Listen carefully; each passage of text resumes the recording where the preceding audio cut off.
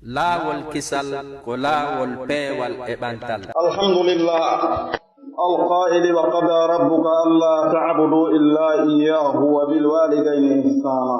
وأشهد أن لا إله إلا الله وحده لا شريك له وأشهد أن سيدنا محمدا عبده ورسوله صلى الله عليه وعلى آله وأصحابه ومن تبعهم بإحسان إلى يوم الدين. عباد الله اتقوا الله تعالى وقوموا بما أوجب الله عليكم من حقه وحقوق عباده. ألا إن أعظم حقوق العباد عليكم حق الوالدين، فقد جعل الله ذلك في المرتبة التي تلي الحق المتضمن لحقه وحق رسوله صلى الله عليه وسلم. فقال تعالى: واعبدوا الله ولا تشركوا به شيئا وبالوالدين إحسانا وبذي القربى. وقال تعالى: ووصينا الإنسان بوالديه حملته أمه وهنا على وهن وفصاله في عامين أن اشكر لي ولوالديك إلي المصير. فقد حث الله الأبناء الامتناع بهذه الوصية، فقال: حملته أمه وهنا على وهن أي ضعفا على ضعف ومشقة على مشقة في الحمل وعند الولادة ثم في هضمه في هجرها وإرضاعه قبل انفصاله. قال تعالى: وفصاله في عامين أن اشكر لي ولوالديك إلي المصير. عباد الله، ولقد جعل النبي صلى الله عليه وسلم بر الوالدين مقدما على الجهاد في سبيل الله. ففي الصحيحين عن عبد الله بن مسعود رضي الله عنه قال: سألت رسول الله صلى الله عليه وسلم: أي العمل أحب إلى الله أو أي الأعمال أحب إلى الله؟ قال صلى الله عليه وسلم: الصلاة لوقتها. قلت: ثم أي؟ قال: بر الوالدين. قلت: ثم أي؟ قال: ثم الجهاد في سبيل الله. عن عمرو بن العاص رضي الله عنهما قال: أقبل رجل إلى نبي الله فقال: أبايعك على الهجرة والجهاد وأبتغي الأجر من الله. قال صلى الله عليه وسلم: فهل من والديك أحد حي؟ قال: نعم بل كلاهما. قال صلى الله عليه وسلم: تبتغي الأجر من الله؟ قال: نعم. قال: ارجع إلى والديك فأحسن صحبتهما. siɓɓe julɓe tedduɓe, yettore waɗani Allah tabaraka wa taala, lamɗo mawɗo towɗo seni, waɗuɗo ko hana rewirede, mo tawata kala ko rewa ko wona kanko haray ɗewal ngal waɗama e hoore tooñe, ɗewal ngal nafata, ngal addata si wona ninse. Ko kanko tun handidi e rewede, kanko tun waɗi ko rewire, ko kanko tun rewete jam heɓo, ko kanko tun rewete daɗal heɓo, malal heɓo, yite daɗe aljanna naate, battane moƴƴi heɓo, ko kanko tun mari ɗum o hawtida e goɗɗo. Kanko subhanahu wa taala o wi ka nder alquran e khutba on yewta fi ɗiggalngol e moƴƴagol e teddingol e ne'anagol nene e baaba. Wonɓe ɓen sabu bani adama ari ka aduna ɗo, kala ko heɓi ka aduna ɗo ko Allah tagi mo gono ko ɓen ɗon woni sabu fi yoɓitirgol nden moƴƴere ɗon moƴƴere. Khutba on ko ɗum haalata, so goɗɗum ngo naati toon haray naabi toon tun kono ko ɗum khutba on haalata. Allah subhanahu wa taala e nder alquran o wi jomiraɗo ma on yamiri, o wasiike wondema wata on rewsi wona kanko. Ko satti o ko satti, siko jam, sino ko tana, sino wuli, sino weli, sino ɓutti, sino wuli, wata on rewde si wona kanko. O hikki ɗon ki tan hakke ɓurɗo andude on wonɗo on priorité fi hikkagol ɗon, wabil walidayni, nene e baba. Wonɗo ɗen sabu fi argol maɗa ka aduna ɗo, tawi hari a wodano ka ko adi ɗum, o yamiri fi ɓen ɗon ihsanan, hakkirde e moƴƴagolle maɓɓe. Si ɗum feƴƴi miɗo seedo wondema ala reweteɗo e goonga hara on tino handidi e mum si wona Allah. Kala ka dewal waɗa hara na Allah ngal waɗana hara ngal lelnama e fenande e meere, jommum heɓata sina ni. Allah ala reweteɗo e Allah kafidiɗo e dewal ngal. Wona malaikajo ɓattinaɗo, wona nelaɗo suɓaɗo, wona waliyujo, wona kaburu, wona kabar karamo kojo, hay hunde kala ko rewa ko wona Allah haray ko e fenande dewal ngal fawa ɓe moli Allah. Ɗum feƴƴi no seedo wondema o kohojo mawɗo, o koho ɓiɓɓe adama ɓen fof, patron annaba ɓen e nela ɓen mamta kanko ete sayyidu waladi adam ko ho ɓiɓɓe adama ɓen o ko jiyaɗo Allah ko nelaɗo makko si Allah wi kaari ko jiyaɗam e ko fii teddingol e fii mawningol e fii ɗantugol darja no woɗɗo ndi e ko ene ten kon enen kaari en ko maccoɓe amen enen ko woliten ɗum ko fii jasingol ɗon tigi no woɗɗo ndi ko jiyaɗo makko ko nelaɗo makko ɓurɗo bangeji ɗin fuu ko moƴƴude mbaati wonno gorko danejo wojjitayɗo kuel maro monɗo hakkunde juutugol haa e raɓɓiɗugol haa hakkunde ɗon ko ɗon o wonno moɗo kinalɗo tuuɓiɗa yeesoore simo yaade o uggota ko pandi o ñeegata pandi kadi e nder ko o wuuri kon fof duuɓi 63 o yottanaaki hoore makko o huɗaali goɗɗo sina hara ko diina kan woni ko jaggita e mum khayru halqillah ko Mustafa mi sawdani ko mo nelal ngal o yottingol ngol wondema o addi alay konngol gootol ma feccere konngol o yottinaali sabu kulol goɗɗum ma faale goɗɗum yontigi innawa e wowlu hunde kaari o wowlaali aray ko goɗɗum o hulli ma ko goɗɗum o faala o waɗano fii ɗinɗon ɗiɗi fof alaano o sonjoraali ko sabu yottingol ngal nelal yaltinimo ka o jibinaaɗo o yaltiri ɗo jemma wonaa to e nder tammere moddi on fiɗi e soppimo wondi on o hoytore kala ha ɓuray sino ɗaɓɓitama alaa ko ɓe waɗaali ɓe ɗini ngeloɗi temedere fi kala aduɗo mo maadi hoore makko ɗo sabu ngal nelal yaltinimo ɗo o hewtoye Madinatu Munawwara muhajirina alhamdulillah lansariyankoɓe ɓe jaɓɓimo ɓe wernimo ɓe wallimo ɓe wurdi e makko ɗon duuɓi sappo o ɓaawa ɗum duuɓi ɗiɗi ɓe ɗowtimo ngeer Badiri on Allah subhanahu wa taala walli julɓe ɓen o sorti koyɗe heferaago ngun o waɗi ko heferaaɓe ɓen sikkano waɗay gogormaaji kakaraaji bandiji mawɗi Burays ɓe tawata ɓen o wiyete ko moko baa kubarawul qawmi ko wiyete ɓe mala ɓe tawayno ti Makka tummoniri si tawi ɓe ɗon ko kamɓe haldidete si ɓe alaa ɗon habbete haa ɓe ara Allah mooɓani nelaaɗo Allah sallallahu alayhi wa sallam ɓeeɗo fof ñande guerre Badiri on o waɗi ɗon 70 o haɓɓi 70 o nattori Makkatal Madinatul Munawwara ko ɗon wara ndu bandiru mawdu Fir'aunu hadihi l umma Abu Jahl Amr bun Hisam ko ɗon wara Zam'ata bun al Aswadi o Ubayy bun Galafi o Uqbata bun Abi Mu'ayt e ko nandi e mum sifa ɓe hatimi 90 ɗo moko baaɓe heferaago ngun fof tawi hannde kadi koyo fuɗɗite sifa ɓen kadi haɓɓa nattora Allah waɗi e yurmede makko e ballal makko ko heferaaɓe ɓen sikkano waɗay sabu yottingol ngarnelal ɗen sodanimo wondema o yottini ko timmini hay hunde waccata o acci en alal mahajjatil bayda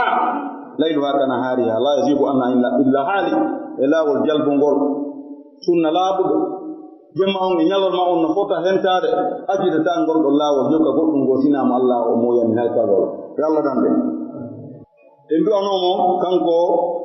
nelaaɗo on sallllahu alayhi wa sallama e ɓeygure nde o jeeya nden e mum banu Hasim e banu Abdul Muttalib e sahabaɓe ɓen fof e kala jokkuɓe ɓe jokkiri no moƴƴiri haa hannde haadarngal ngal daro o hisinaɓe hisinde si ɗum ɗon feƴƴi ko onno yo jiyaare Allah hule Allah si innama hule Allah ɗum hino yaaji darno ko ɓen waɗa ɗum taarifat ji buy ndeya e waɗanɓe ɗum taarifat mane adresse Imam Ali karramallahu wajha o wi kolol Allah ɗum no sendite e piiji 4 waɗi kon ko al khawfu min al jalili wal amalu bit tanzili wal qana'atu bil qalili wal istidadu li yawmir rahim o wi ko hulgol Allah ko piiji 4 ko hulugol Allah mawɗo o hulugol wi'eteɗo on jalil aran waɗi alif e lam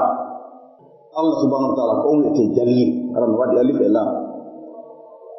to yamiri goɗɗum si yimɓe ɓen fof jaɓi wadde Allah jarama waɗa si hay goto jaɓali an waɗa so haɗi goɗɗum si fof acci acca si fof accali an accu walla maɗu mbi tanzil e gollirgol tanzil wiyete tanzil ko alquran waɗi alquran tanzilu min hakimin hamid Allah on yamidi goddum e ndel alquran ya ayyuhallazina amanu jidin japan jeetati e paw kala ka Allah wi ya ayyuhallazina amanu ko go ila yamirede ko mo fiya male idi ma hida hadede ko bonni fi wata malkise on ti jaba dum kati kala ka Allah noddi onoto o go mo yamirede ko moddi ma dum mo hadede ko bonni wal qanaatu bil qalil e yondinora gol seeda kala ko hebuda inna modi Allah on dari tawi baynaati o lellira haray ko dum gomi hande mum jaba dum gon jarnamo do e dum gon weltanoda mo e dow dum gon fiyo dum waaw wonde andara be burda ben ko dum si ar wadana da ko sa andari yeso tum ayata ko wadana da ko kala ka neddo fewni e ngal no wodi taw tinto fiyo ndi wakkilo seeda o beyda kuras o dara e burbe mo men kono dum haram no modi yaran hakkili seeda fiyonti yi wonde ma o heɓi o ndaara ɓe o fotata ɓen o yeƴƴito ɓaawa kadi yonti yeƴƴitike ɓaawo o yiyay buy ɓaawa makko pour ɓe mo wakkilaare kono asike ko senndaɗo jiko wakkilaare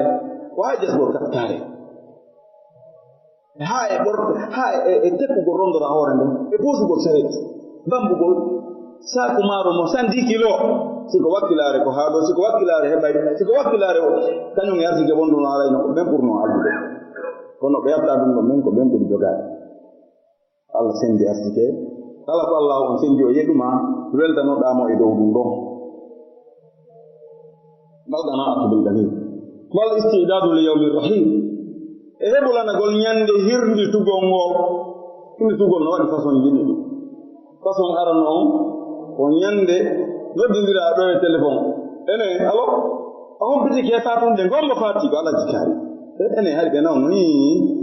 ɓe nawno kono attiɗa mbeɗe sikka saba sama kala ɓe ƴetti ɓe ɗo naɓugol ɓe wigol mbi naɓugol ɓe labtani ka nder on ɗo ɓe fati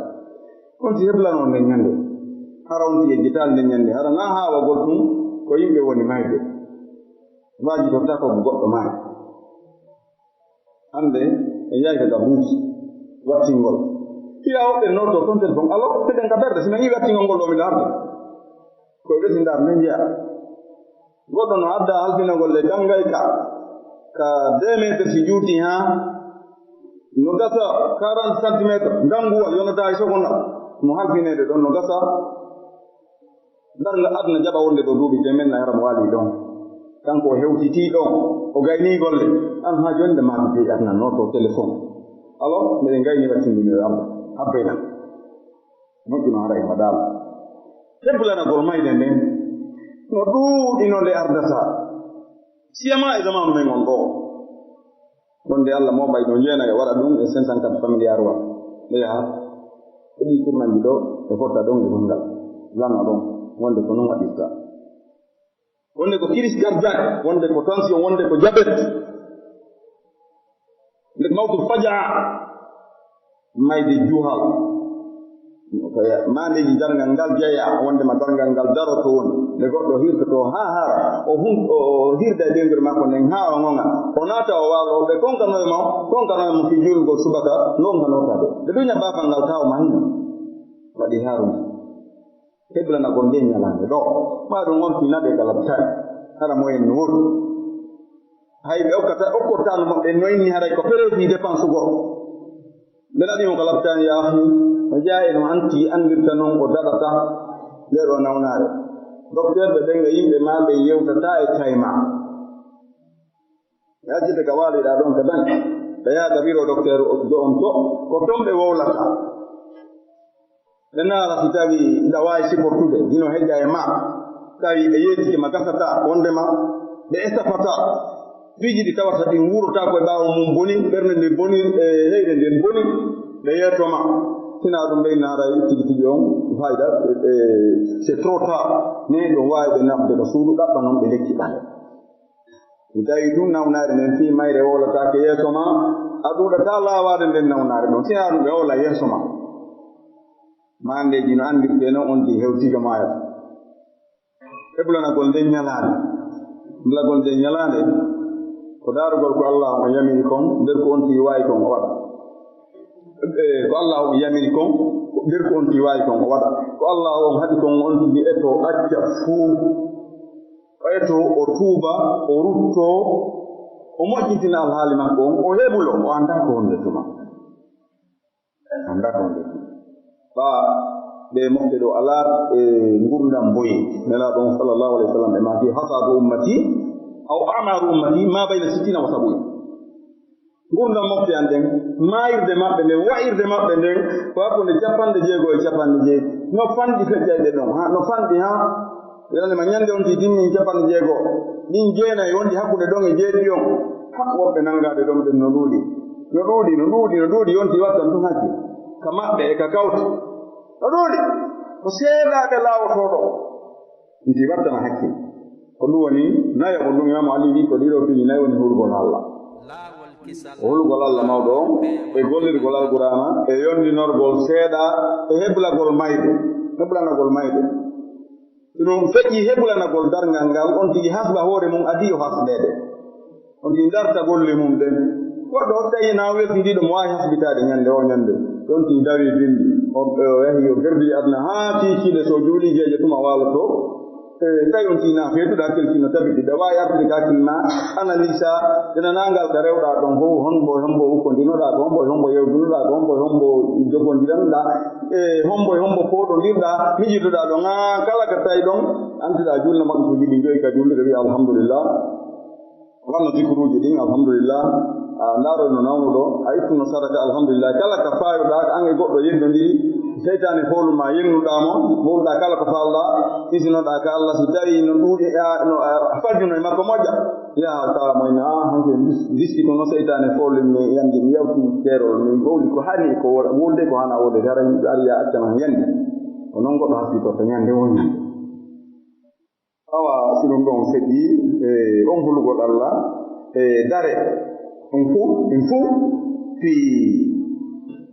jaɓugol e gollitirgol ko Allah on waɗin kon e men imorde haqqeji makko ɗin e haqqeji jiyaɓe makko ɗen ko ɓuri mawnude haqqeji jiyaɓe ɗen e dow men ko haqqe nene baaba Allah on waɗi haqqe nene baaba e martaba tikkodirɗo on e haqqe makko on e haqqe nelaɗo makko on sallllahu alayhi wa sallam so feƴƴi rewgol Allah hara ko kanko ton e ñendingol nelaɗo Allah mana rewira Allah no nelaɗo Allah on rewiri noon Allah siɗin ɗon ɗiɗi feƴƴi ko hikki ɗon ko teddingol yumma mum e fen mum Allah subhanahu wa ta'ala o wi kandira alquran o wi Allah wala wata on kafidu e makko hayye hunde nene e baba moƴƴi muɗum e jomiraɓe ɓadodiral ɗen ete jomiraɓe ɓadodiral si nene e baba feƴƴi ko nene goto baba goto sekoɗaɗo hawtaɗo nene e baba e nene e baba goto waare e nene goto mo hawtaka baba e ɓiɗɗo bappa e ɓiɗɗo yaye ila akhiri ha kam no ɓattodiri noon moƴƴa golle ɓeɗo noon e kala no goɗɗo gasorta moƴƴorde e goɗɗo si tawi kamɓe ɓe mara an hiɗama yokkoraɓe si tawi ɓe nawni ndaaroyaaɓe si tawi goɗɗo tooñiiɓe ina jogii darja ɗa jogii doole yaha inna o wayi ɗum ɗo gasata on tooña e booni namen fof wayino oɗo wayini gasata e ɓotaaɓe ittanamo mone on itta tooña ɗen e ko nandi e mum ko kanko mari an a mara jon goɗɗum alaa tan yaha yoroyoɗamo ko nen goɗɗaɓe goɗɗo ma ko ndenɗam ma ko faaba remɓe ko nandi e mum kono alaa tan tawaɗo ko hakkille ma hatta o ara kaga ɓawi mo mawnitini ko ɓawi mo mari yaw haaga makko omo anndi ala huuroɗamo salminama mi arno huuragol on ala ko okkora marɗo goɗɗum ƴetta te 1000 francs okkora ɓaykoye makko leyna ko bappa mon ni ɗum ɗon fof ko e mbaadi jokkugol enɗan on ko mbaadi jogiɗagol on e dilraba Allah subhanahu wa ta'ala o wi kandira alqur'ana o wi menen Allah men yamiri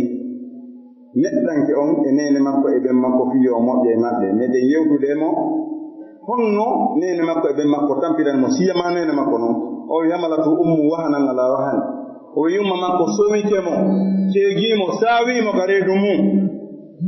ɗumunne ɓurɗo ɗuɗde on ɓuraɗo andede on ko lebbi jeenayi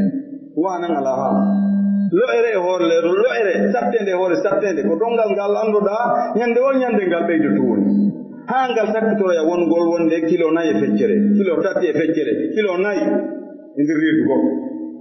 so ƴoogo yayi ko kamɓe so unayi ko kamɓe so yayi gama kiti ko kamɓe alaa mo halfinal ngal jumla ɗum subhanahu wa taala mo sifo kingal dow ngal o wi e muyningol mo haa wonte ko e nder duuɓi ɗiɗi Allah noddi oɗo neɗɗo o wi uskurli wali walidayk jarnan min Allah kañum e yumma ma e ɓemma annda dey ɗum ɗon feƴƴi amba kamɓe ɓa on fof kaka an woni sakkitorde nden wa ilayya almasir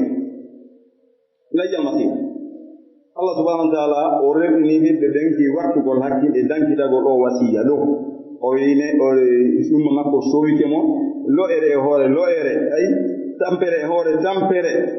ka sowagol e ka firtagol woɓɓe no wuttuɓe e leydi ɓe nanayi ɓen ka alaji karno fati e konno won sabu mum koye jibingol ɓe lutti woɓɓe ɓen ala luttuɓe e reedu ɗum foti wattanede hakke tuma fi huɗuni fi hijiri ha e le'ugol mo e wundagol mo e dankitagol mo wundoma ka buse mum duuɓi ɗiɗi ha tati e muyningol mo ɓiraɗam mum ɗam ɓiraɗam en ɗi ko Allah moƴƴi no automatiquement no waɗi sukkar ko hawre ɓurta fewde ngulendi fof haray ɗam ɓuuɓi fewde jangol fof haray ɗam wuli nanene bobon waɗi ɗum naɓen bobon waɗi ɗum ko Allah considirgol ɗam ɓiraɗam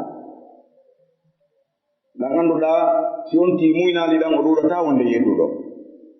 en taw no wule kiɗa muyni kandi nene ma artawami ɗo ɗam ɓiraɗam ɗam ɓuri kosam ɗam ɓuri melolak ɗam ɓuri postade ɗam ɓuri kala ko yarete ko Allah moƴƴini ɗam on ti wattana hakkille ɗum wandi tafi ɗam ɓiraɗam si ɗum fejji kono jeyaaɓe Allah annabijo on sallllahu alayhi wa sallama ɓe waɗi ɗiggangol nene e baaba e maako maɓɓe hino ardina hino hittina fimum no hikki yeeso e dow waɗugol jihadi fi sabilillah yori ka hadisaji ka selluɗe ɗen ɗiɗi ka Bukhari e ka Muslim no witta Abdullah ibn Mas'ud radiyallahu anhu o wi kanko Abdullah ibn Mas'ud o wi ñande goo mi landike nelaɗo Allah on sallllahu alayhi wa sallama ene golleji ɗin fof ko honɗe ɓura yiɗede ka Allah nelaɗo on sallllahu alayhi wa sallam ɓe jaabi Abdullah ibn Mas'ud radiyallahu anhu ɓe maati assalatu li waqtiha ko juulugol waktu on fewndo mum waktu muhtar on waktu awwal o wonti juula noon waktuji ɗin joyi haranno on ndi e sartiji ɗi laaɓal majji on e juulugol ka juulirde ka noddinante toon juulugol kañum tun ka butiki mum ma ka suudu mum ko e mande naatiƴiyagal jeya Abdullah ibn Mas'udi o tigi o wii walagad ra'aytuna wama yatakhallafu anha illa munafiqun ma'lumun fa o wii mi yime minen sahabaɓe lumdotaako welsindotaako weldetaako e juulde jama sina naafigiijo mo naafigiyagal mum annda julde jama ko hunde hittunde ka Allah hunde hittunde ka diina juulee ka julde jama kanko Abdullah ibn Mas'ud o wi ene si tawi noon juulugol wagutuuji ɗin joyi feƴƴi mo ɓe wagutu mum ko on ɗum kadi hikkii ɗon nelaaɗo on sallllahu alayhi wa sallam ɓe maaki birrul walidayni ko moƴƴagol ko ɗiggalngol nene baba yoɓitirgol nde moƴƴere o wi innumi honɗum kadi nelaaɗo maaki summal jihadu fi sabilillah e waɗugol jihadi fiino diinal islam kam ɓantora ko hannde jannugol e yanirgol ko moƴƴi e waajagol e darnugol juulɓe e wallugol miskinde jannugol faykoy etagol ɓe jannguɓe heɓa no wonira ɓe waawa tabitude e ko ɓe janngi kon ɓe waawa wallitade ɓe janngaɓen no janngira e wallugol fayɓe ɓen no janngira fayɓe miskinɓe ɓen wo fayɓe maɓɓe goɗɗum ɓen wo ayi ɗeyngure hara ko miskinaare hara faykoy koye fof no mari hakki kono hay ko ñaame ala ɓen si wallitaka janngata ko miiɗan mo annduɗa e kono alaa no goɗɗum waɗiree to ɗum koye jihadiji ɗin jeya ma jihadu fi sabilillah ɗum feƴƴi je tawmi Amr ibn al-As kadi o wi gorko ko ari ka nelaaɗo Allah sallllahu alayhi wa sallam o witayne ɗen jooɗii ɗon o wi nelaaɗo miɗo ari haldidugol e ma miɗo ari bayigondirgol e ma fi ferugol e waɗugol jihadi kono ɗin ɗiɗi komi ɗaɓɓirta ɗum ko fi baraji ka Allah nelaaɗo Allah sallllahu alayhi wa sallam ɓeyni ene gooto e jibiɓe maɓɓen no wuuri nelaaɗo o wii ɓe ɗiɗo fof hiɓe wuuri nenange ɓen on fof no wuuri nelaaɗo maaki tabtahil ajra min Allah ene ko wonɗa waɗirde kon hijra e ko wonɗa waɗde kon jihad ko fi sabili ko daraji ɗaɓɓata o wi nelaaɗo maaki fa fihima irji ila walidayka fo ahsin suhbatakuma e maaki awa tawɗeyɗa faala baraji tawiɓe ko baraji ɗum faalaɗa yiltito rufto ka nene ma e ɓen ma moƴƴina wondigu maɓɓe ngu wondiraɓe maɓɓe no labira ɗon ti waɗi ɗum o heɓa baraji mawɗi e waɗi ko yoɓirgol moƴƴere Allah windamo e jeyaaɓe moƴƴuɓe ɓen o marane aljanna si ɗum ɗon feƴƴi e yurmede Allah o waɗa barke e gurdam makko ɗam Allah on surramo Allah o waɗa mo neɗɗo teddude makko baajo Allah yurmende mum Allah okkoramo kadi ɗi yettuɓe ko yoɓitamo nde moƴƴere so tawi gurdam makko joodi leggal ngol nene baba ko hunde ɗaɓɓande Imam Shafi'i rahimahullah o wi hay si tawi alqur'ana jippina hay si tawi Allah jippinano hunde e alqur'ana fi nene e baba kala defte aran ɗen kadi hunde jippaki kon fi nene e baba o wi la kana yuraku bil aqil wonnama ɗiggal ngol nene e baba andite no hakkiltin hay si Allah yamirama a yaari nayi ɗin ka burure siɗa ayni nayi a tawa nagge nene mum no dari hiɗi mettinira yurmene nene e baba wonno ayi gertogal no wuli reedo ha feƴiɗi kono si ngal toƴƴi hay hombode sutti ɓikkoye ma ngal coowoto ngal hocco ngal wiira ngal ƴawata dane makko kolo reedu ngol iway few hattinene e baba ko hunde fotande wattanede hakkilo Aliyu Zaynul Abidin o yiyama tawi o jaɓata hawtude yumma makko ñaamete karmo kojo mawɗo Aliyu Zaynul Abidin goto e descendant Imam Ali karmo kojo waɗi hunde wattante hakki to acci hunde wattante hakki yimɓe ɓe yii o jaɓata hawtude yumma makko e ñaamete eynima ko fi honɗum o wi mi wolay wada taw huyre tewno toon ma kuntere lingino toon hunde ɗo ko ɓuri hiddude nder ko ñaamete kon min mi ƴetta ɗum hara yumma an no faalano ɗum noon mo gayama yo ñaamo feere ɗum ko hunde fotande wattanede hakki ko seeɗaɓe wawi ɗoftude on hakke seeɗa wonande accuɓe mawɓe mum ɓen fuuta ɗon ti ndaari ko woni ñamude ɗo ko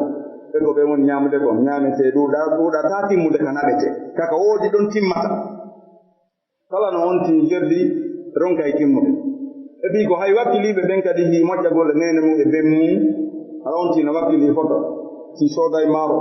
sooday cartonji liɗi konko sooday cartonji ɗiɗa sooday mayne sooday kala no wakkilorɗo happe yumma ma e ben ma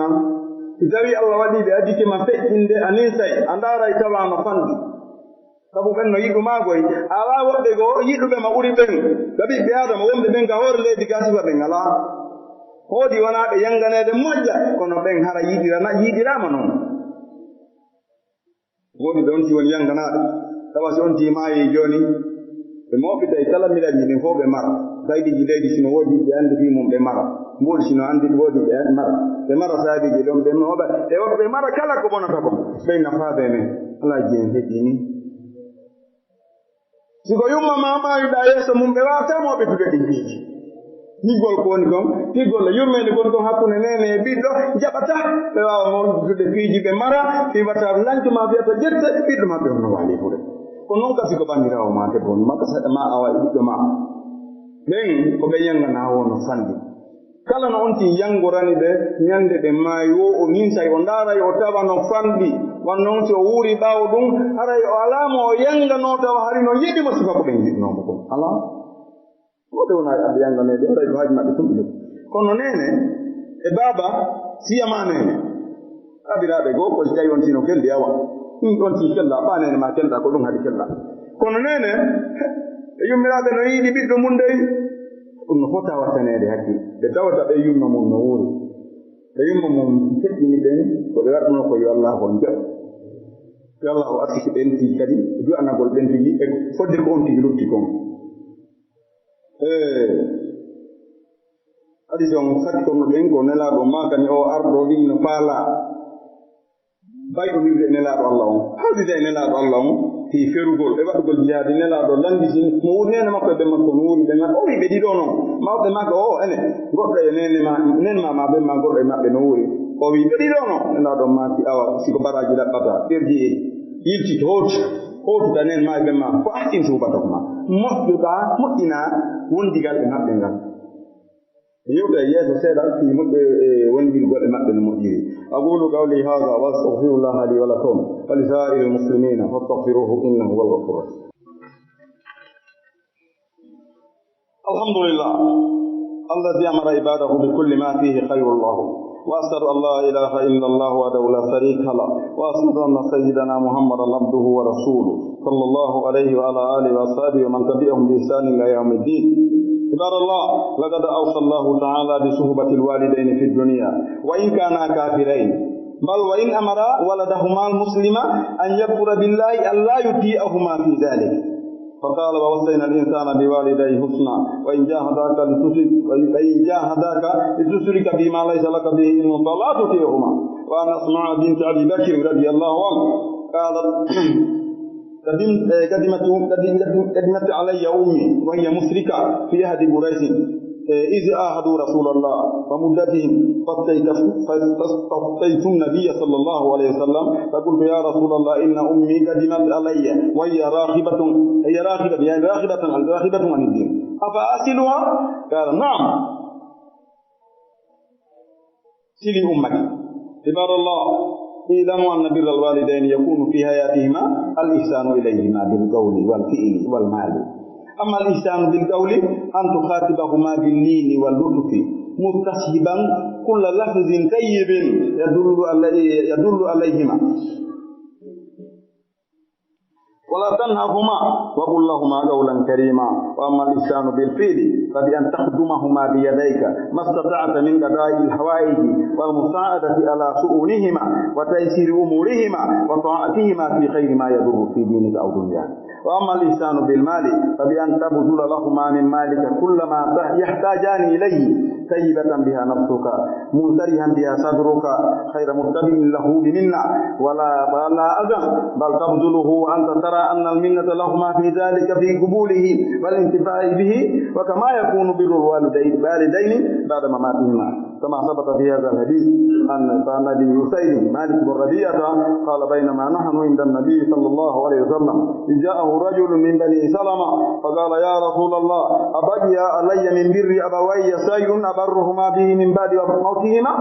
قال نعم الصلاة عليهما والاستغفار لهما وإيفاء بعهودهما من بعد موتهما وإكرام صديقهما وصلة الرحم التي لا تصل إلا بهما.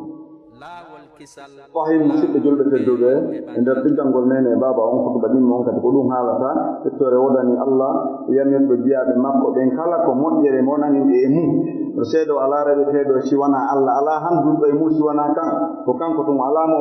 hawtiri joni wo ndewo nde seeɗo wondema o ko hojo men mawɗo annabijo Muhammad sallallahu alaihi wasallam Muhammad ibn Abdullah ko jiyaɗo Allah ko nelaɗo makko ɓen seeɗitanomo nelal ngal e yottingol ngol yottinno en ɗo sakkiti hajjude gande ma bindi hakkikiɗe mo kuttugol no jaa'i ko wino nde ñande ala fal yuballigh abnaakum aksakum awa heeyi yo yottin e mon ɓe ɓattiɓe lan ka toolunde ɗo eɓe woɗɗuɓe ɗo ɓe takko amɓe yo yottin e woɗɗuɓe oyi e nder mum kadi oyi falli yuballigh sahida minkumul ghaiba e ɓe tawaɓe ɗo yo yottin e ɓe ala ɗon ɓen hannde o yewta haa o lando sahabaɓe on noɓɓen ton deññande oyna ala hal ballahtu ene tawti aɗa mi yottini ɓe inna ballahta risala wa addayta al amana wa nasahata al umma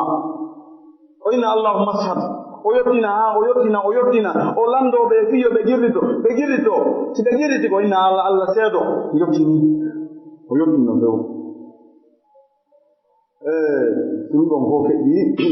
yalla on juule makko e sinamo kanko e sahaba e yimɓe suud makko ɗum e sahaba ɗen kala ewtere ɓaawa maɓɓe jokkini no moƴƴiri haa hannde ɗum ɗon feƴƴi ko ono yo jiyaɓe Allah on wasiike wondirgol nene e baaba no moƴƴiri ka aduna ɗo wa in kana kafiray haysi ko ɓe heefera haysi ɓe faama diina kam ala darbi misal haysi mawɗon ko waɗowo lasraari maa ko waañowo mo jannga hunde diina maa ko aynowo nayi ko haaji makko ko honto diwɗi ene yartinayi ɗin fo arti ka dinndira maa ko remowo hara hunde hara o janngano diina ɓaaf neɗɗo janngano diina e baykuyagal mum e laafi aysi tawi ko non mawɗo on wayi haray haa jooni hakke nene e baabayagal ngal no hakkunde mon tawde ɗum Allah ko kanko waɗi sabu ya ar aduna haray ɗofta golmol ngol ndaarano wayno goɗɗo jutata ɓursuko mum ko kanko woni baaben ma to yummirawo kañum woni yumma ma ɗon di way wo haysi ko heefera no waawi wonde Allah waɗi ɗum kam misal ka ɓurete andede annabi Ibrahim maɓɗaaɓe makko ko keefeero wonno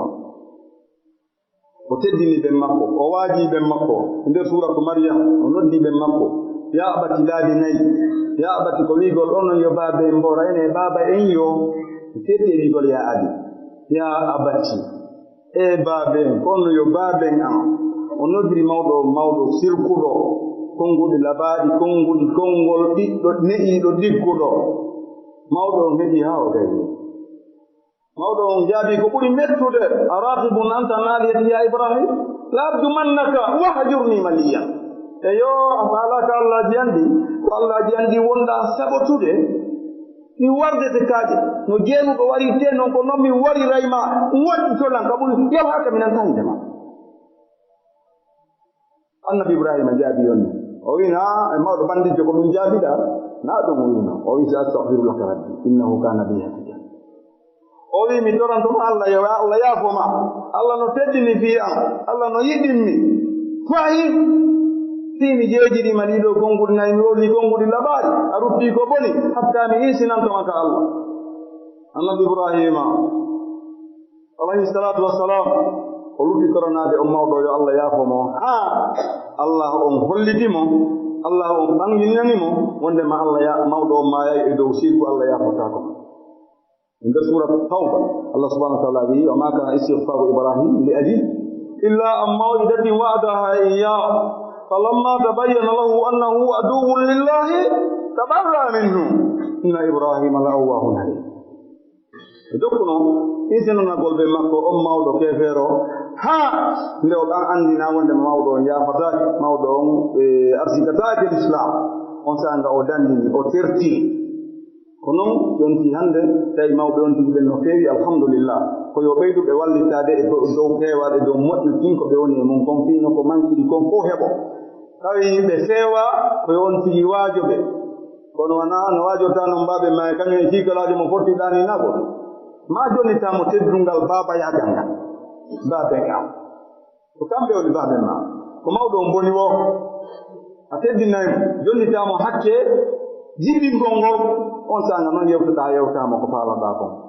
hara ɗa tornade mo allah kadi hara wala ɗon fiyo allah jaɓinmo waajoɗamo ñalorma wala torade allah jemma allah fewnu baabe en si allah jaɓi fewnimo allah jarama ko an woni sabu si allah fewnalimo lutta dankademo dankata aduna o ñamningol e holtingol e ñawdugol e wallugol mo no wuurirani o hoɗira ha laɓe fanna maahi mo wuuri tawi o jaɓali fewde ha o maayi aray on duwodiri allah subahanahu wa taala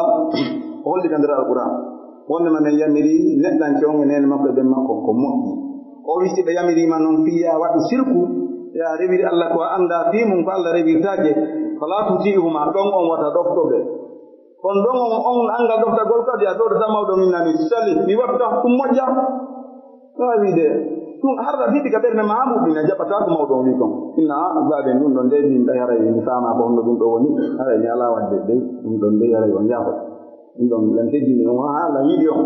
kono ɗum ɗon haray waɗanta ko lan ɓaymi faama fi mum ka diina kan ko allah yoɓata wona nene baba na gorolngol na musidalngal a jaɓoto jaɓawol moƴƴo inna a waɗata doyi harɗa anni a watta few hay non ɗum nde waɗi a waɗata kono a jaɓotako mawɗon ko buri a yennatamo a ciiɓotako ma a furtintamo a ñiddintamo fi seedintingol ɗum asma bint aboubacry radiallahu anhu ima makko iwno makka ari tawi mo madina o ari ka nelaɗo allah on oyi nela nene an ari ko nene an kono o faalaga dina kan ko honɗum wiwɗa yomi moƴƴo e makko ko gefeero enen koye julɓe nelaɗo maaki moƴƴo e yumma ma fi kala ko o faalaka dina kan so ɗum ɗon feƴƴi ande hondema liggalngol nene baba ka gurnam maɓɓe ko alisanu ilayhima ko moƴƴorogol e maɓɓe bil gawli konngol wal fiili e gollal wal maali e jonnugol ɓe jawdi mum ndi amma lisanu bil gawli tawi ko moƴƴorgol e maɓɓe ko ngongol tawi ko moƴƴorgol e maɓɓe ko ngongol ko ne wolirantaɓe no newori no ɗaatiri hara kon her no wondi e kon kala konngol newingol wata mettinamɓe wata ñaaɗamɓe wata townu jungo ngon e hoore maɓɓe o wolanɓe konngol teddungol siɓe aadino ɓe noddima notora hunde kowwo koyde ɗe wo ɗo ya wiw naam haa hewti yeeso ma babe mi ari si mawɗo on no jooɗi jooɗoɗa si yummira on no jooɗi jooɗoɗa joyi ko ɓe yiwo wiya awa hay si yawranama ko noon woni ka telen a konngol ko non tawi ko moƴƴoragol maɓɓe ngol ka golle mbiyan tak dumahuma ko nde gollantaɓe golliranaɓe ɓanndu ma ndu fodde ko wawɗa e huntugol haajuji maɓɓe ɗin e wallugol ɓe dow fiyakuuji maɓɓe ɗin e newingol alhaali gurdam maɓɓe on darbil misal tono ɗo darnalngol ɓe suudu waɗangol ɓe forage ɗaɓgol ɓe hajji soɗangol ɓe oto ƴettangol ɓe sofere ko nandi mum tawi addataɓe ga surtout donc tabal ma soɗɗi ɗon ɗon no ittudon ɗon kooƴe ñande o ñande koɓe ñamata kon ɓe ñama ɗum tawi ɗum waɗata ono a watto hakkille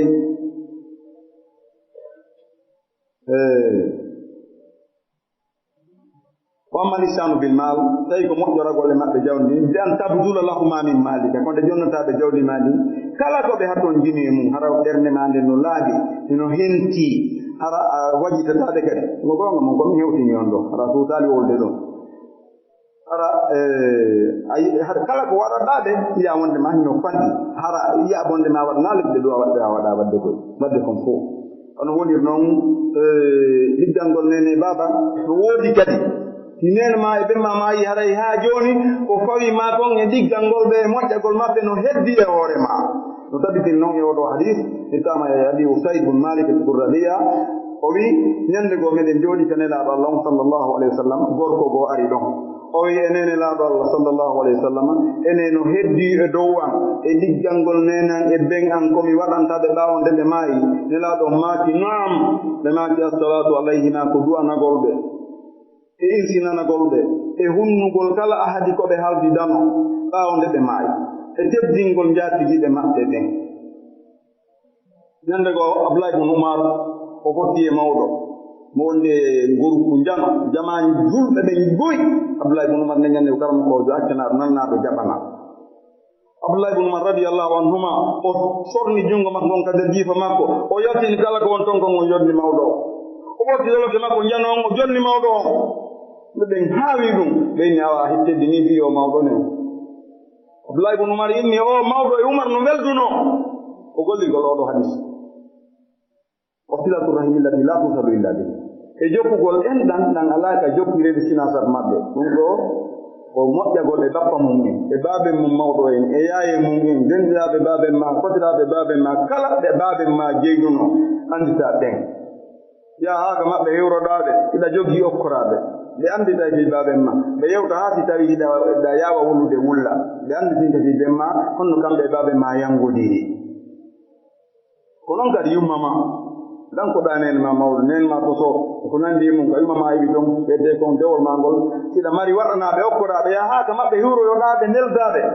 ko ɗum ɗo woni moƴƴagol e yumma ma e ɓawnde ɓe feƴƴini aray ko ɗum wonno ko marɗen ko yewteni o kutuba ɗo fi ɗiggangol nene e baba yoɓirgol moƴƴere e ko nene e baba tampi kon fi ɓiɗɗo gooto tampata fi ɓiɗɗo fi goɗɗo ko adna ɗo sifa ɗum sifike tampere ko nene on tampata kon fi ɓiɗɗo mawɗo gorko on mi tawi allah alli ko miskino jonti jibinanama ɗo bobo tawi ko fembire ala fayiɗa ñawloto kona kiri fof ko yewtoɗa o hiɗa sooɗo e ɓaawo ndiyam haɗay ko hiwra gollon a jikku gollon haɗay hanno yantenolan hiɗe jibinana bobo ala wono a fewndo ɗo fi dammol on ti ñawlo ɗum na hunde welde fi siko ñawlagol ti ko toragol ala wa immagol ƴetta si haajuyani tawi ala ko haagi on gollide ko tan a monna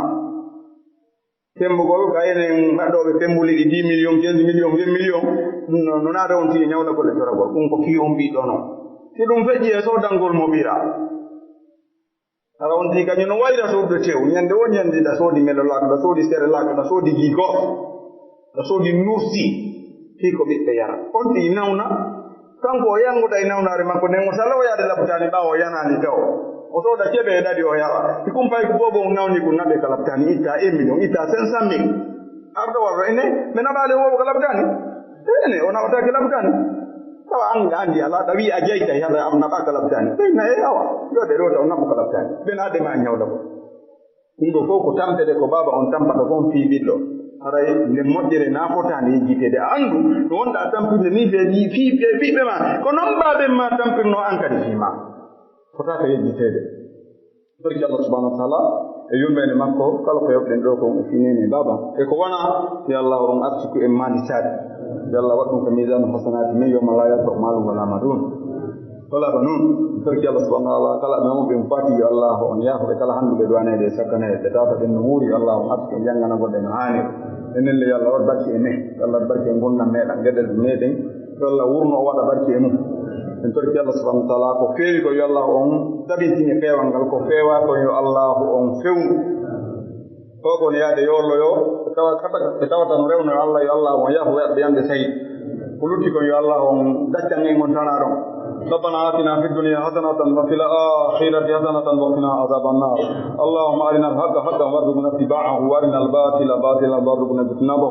برحمتك يا أرحم الراحمين يا رب العالمين اللهم أصلح لنا ديننا الذي هو عصمة أمرنا وأصلح لنا دنيانا التي فيها معاصنا وأصلح لنا آخرتنا التي إليها مآلنا واجعل الحياة لنا زيادة من كل خير والموت راحة من كل شر بفضلك وكرمك وجودك يا أكرم الأكرمين ويا أرحم الراحمين إن ترك الله سبحانه وتعالى يا الله huntu dina nangal jo huntu haaju dina nangal mabbe haaju ya Allah dina nangal ma faareji mabbe den ko ya Allah on bantu toñi den kala kade wayi won kala toña do ya Allah wallu e dow toñi do mo aysuma kan kala toñaade fi leydi be fi jawdi fi kala ko wayi wonde yo Allah toñi ni do leydi yo Allah on kurtinan en do ya Allah wat barke me wat barke leydi den fu wat barke julbe ben dorki Allah subhanahu wa ta'ala nangal danude julbe den ko Allah on fadi ya Allah sallallahu alaihi wasallam ma jum bana lillahi masjidan bana Allah lahu baytan fil janna ya Allah ma be ciudi ka janna ene be danal julbe ben kadi enen kadi Allah on goto fewri Allah newna goto fo e meden danna julbe si wayno bi ayaruna aqulu qawli hadha wa astaghfirullah li wa lakum wa lisairil muslimin fastaghfiruhu innahu huwal ghafurur rahim aqimi salata inna salata kanat ala mu'minina kitaban mawquta laawol kisal ko laawol peewal e ɓantal